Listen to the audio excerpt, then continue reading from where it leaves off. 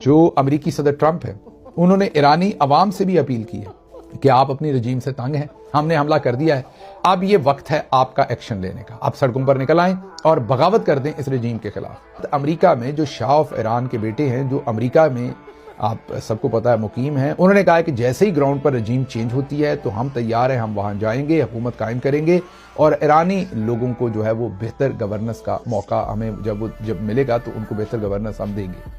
ये अमेरिका में मुकीम है, जाहिर है वो इंतजार कर रहे हैं कि रजीम गिरे ईरान के अंदर और ये वहां जाए और अपनी हुकूमत कायम करे। तो उन्होंने अपनी एक शैडो कैबिनेट और अपनी हुकूमत का डिस्प्ले अमेरिका में बैठकर एक प्रेस कॉन्फ्रेंस में किया है और साथ ही ईरानी पब्लिक को कहा है कि आप बाहर निकल आइए और बगावत कर दीजिए, ये वक्त है। और उन्होंने कहा कि सदर ट्रंप ने अपना वादा पूरा कर दिया है। सदर ट्रंप ने ईरानियों के साथ ये वादा किया था कि मैं आप लोगों को इमदाद पहुंचाऊंगा और अब अमेरिका ने और इसराइल ने